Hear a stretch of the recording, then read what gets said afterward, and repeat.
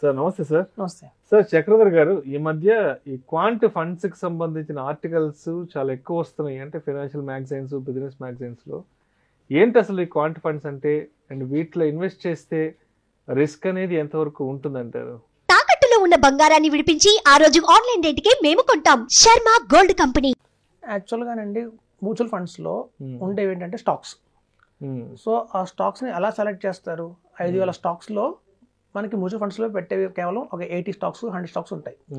So ఉన్న 5,000 కంపెనీలలోంచి best స్టాక్స్ని select చేయాలి. అది ఫండ్ మేనేజర్ యొక్క రోల్, ఫండ్ హౌస్ యొక్క రోల్. అయితే దానికి మెయిన్గా ఫండమెంటల్ అనాలిసిస్ అనేది ఒకటి ఉంటుందండి. ఫండమెంటల్ అనాలిసిస్ అంటే ఏంటంటే ప్రతి ఒక్క కంపెనీకి దాని profit and loss account statement తీసుకొని, దాని బ్యాలెన్స్ షీట్ తీసుకొని, ఆ కంపెనీకి ఎంతమంది ఆల్రెడీ ఉన్నారు, డీలర్స్ ఉన్నారు చూసుకోవాలి, వాళ్ళు ప్రాంప్ట్గా డబ్బులు ఇస్తున్నారో లేదా చూసుకోవాలి, ఆ ప్రోడక్ట్కి ఎంత మార్కెట్లో గ్రోత్ చూసుకోవాలి, వాళ్ళ కాంపిటేటర్ ఎవరో చూసుకోవాలి. ఇలాంటివన్నీ స్టడీ చేస్తే ఫండమెంటల్ అనాలిసిస్ అంటారండి. సో చాలామంది ఫండ్ మేనేజర్స్లో ఫాలో అయ్యేది ఇదే. మ్యూచువల్ ఫండ్స్లో ఏదైనా స్టాక్స్ని సెలెక్ట్ చేయాలి అంటే కనుక త్వరగా ఫండమెంటల్ అనాలిసిస్ చేస్తారు. వాళ్ళు చార్టెడ్ అకౌంటెంట్ అయి ఉంటారు, ఒక మంచి MBA స్కూల్ నుంచి ఒక డిప్లొమా డిగ్రీ ఉంటుంది, స్టాఫ్ ఉంటుంది, డెలాయిట్ నుంచి, JP మార్గన్ నుంచి, ఎర్నెస్ట్ యంగ్ నుంచి రిపోర్ట్ కొనుక్కుంటారు. అన్ని అలా ఫండమెంటల్ అనాలిసిస్ అంటారు దాన్ని. సో అలా సెలెక్ట్ చేస్తే స్టాక్స్ ఫండమెంటల్ అనాలిసిస్. ఇంకోటి ఉంటుందండి టెక్నికల్ అనాలిసిస్ అంటారు. ఈ టెక్నికల్ అనాలిసిస్ అంటే ఏంటంటే ఒక స్టాక్ ఒక్క కర్వ్స్ చూసి, లైట్స్ చూసి, ఒకే ప్యాటర్న్ అంటారు దాన్ని.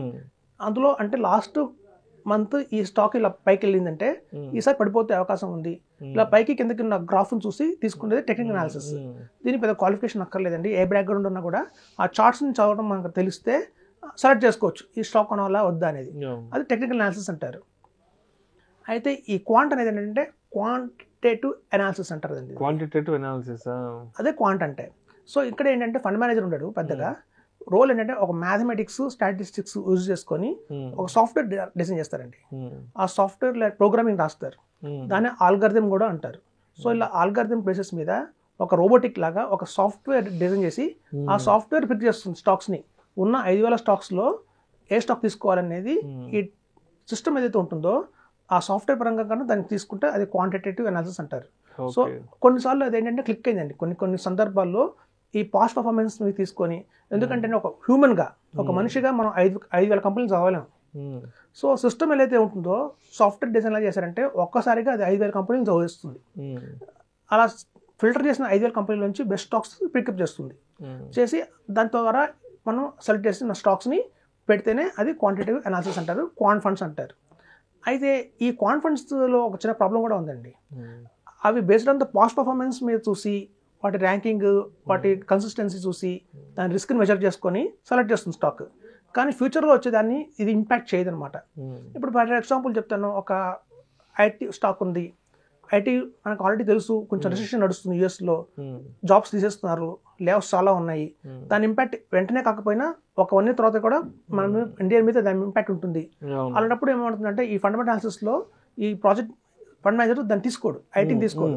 కానీ ఈ సిస్టమ్ తెలియదు కదా ఫ్యూచర్లో ఏం జరుగుతుందో ప్రిడిక్ట్ చేయలేదు. అలాగే చూడండి, ఆటో రంగంలో తీసుకుంటే ఒక టాటా మోటార్స్ కావచ్చు, ఇప్పుడు అంతా పెట్రోల్ బండ్లు వెళ్ళిపోయి డీజిల్ బండ్లు వెళ్ళిపోయి ఇప్పుడు బ్యాటరీ మోడల్లో వస్తున్నాయి. సో ఫ్యూచర్లో మీకు ఏంటంటే బ్యాటరీ మీద వచ్చే వాటికి లాభం ఎక్కువ ఉంటుంది తప్ప ఈ పాస్ట్లో ఉన్న పెట్రోల్ డీజిల్ వెహికల్స్ మీద పెద్ద లాభం ఉండదు. కానీ కంప్యూటర్ పసి కట్టదు, బేస్డ్ ఆన్ పాస్ట్ పర్ఫార్మెన్స్ తీసుకుని ఇస్తుంది రిపోర్ట్. సో ఇట్లాంటి టైంలో మాత్రం ఈ క్వాంట్ అనేది కొంచెం ఫెయిల్ అయిందండి.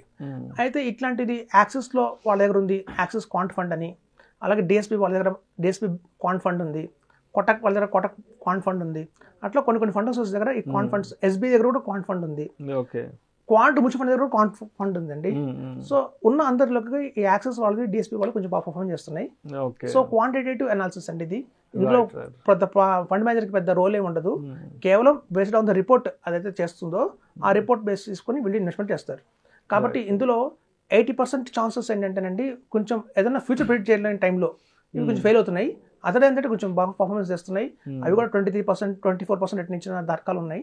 సో ఓకే మన దగ్గర ఉన్న అన్ని ఫండ్స్లోకి ఏదన్నా ఒకటి సపరేట్ పెట్టుకుందాం అనుకున్నప్పుడు ఈ క్వాంట్ ఫండ్ కూడా తీసుకోవచ్చు, లేదంటే మనం ఇగ్నోర్ చేయొచ్చండి. అది క్వాంట్ ఫండ్స్ అంటే. అంటే ఇప్పుడు అంటే రిస్క్ విషయాన్ని ఎంతవరకు కన్సిడర్ చేయాల్సి ఉంటుంది? ఇందులో కొంచెం హై రిస్క్ ఉంటుందండి, కాకపోతే ఎక్స్పెన్స్ రేషియో ఉండదు. ఎందుకంటే ఇందులో చూస్తే మీ ఫండ్ మేనేజర్ రోల్ ఏం లేదు, ఫండ్ మేనేజర్ చేసేది ఏంటంటే ఆల్రెడీ ఆ క్వాంట్ ఫండ్స్లో ఆ టెక్నాలజీ వల్ల ఏదైతే ప్రిడిక్ట్ అయ్యో పిక్ అయిన స్టాక్స్ వాటిలో డైరెక్ట్గా ఇన్వెస్ట్మెంట్ చేస్తారు కాబట్టి ఇది ఒక ఇండెక్స్ ఫండ్ లాగానే ఉంటుందండి. పెద్ద ఇందులో ప్యాసివ్ ఫండ్ కిందే వస్తుంది ఇది కూడా. కాబట్టి ఎక్స్పెన్స్ రేషియో చాలా తక్కువ ఉంటుంది. రిస్క్ అంటారా, ఫ్యూచర్లో ప్రిడిక్ట్ చేయలేదు కాబట్టి కొంచెం రిస్క్ కొంచెం అధికంగానే ఉంటుంది. ఇది ఈక్విటీ కిందకి వస్తుంది కాబట్టి.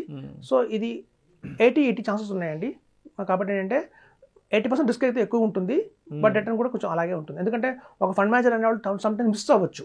ఈ 5,000 స్టాక్స్ని చదవాలంటే హ్యూమన్ వల్ల కాదు. కొన్నిసార్లు అవుతుందంటే ఈ టెక్నాలజీ వల్ల అధిక లాభాలు కూడా ఉంటాయి. అవి చదివినంత ఫాస్ట్గా మనం హ్యూమన్ డిసిషన్ తీసుకోలేడు. ఇప్పుడు చూడండి, చాలా మంది ఎమోషనల్గా ఉంటారు. ఫండ్ మేనేజర్ ఎమోషనల్గా ఉంటే వాళ్ళకి నచ్చిన స్టాక్ ఎక్కువగా ఉంటారు. అలాంటి అన్బ్యాచ్డ్గా ఉంటుంది. అంటే ఎమోషన్కి సంబంధం లేకుండా ఫండ్ మేనేజర్కి ఇష్టం ఉంది. సపోజ్ ఒక ఫండ్ మేనేజర్కి ఐటీసీ స్టాక్ ఎక్కువ ఉంది అనుకోండి, ఇష్టం ఉంటుంది, ఎక్కువ ఐటీసీలో కొనేస్తుంటాడు. హెచ్డిఎఫ్సీ మీద చాలా కాన్ఫిడెన్స్ ఉంది అనుకోండి, హెచ్డిఎఫ్సీలో ఎక్కువ కొనేస్తుంటాడు. అదంటే కొంచెం ఎమోషనల్గా ఉంటాడు. హ్యూమన్స్ అందరూ అంతేనండి. సో ఈ క్వాంటిటీ సిస్టమ్కి ఏంటంటే అలా ఉంటుంది, అన్బ్యాచ్డ్గా ఉంటుంది.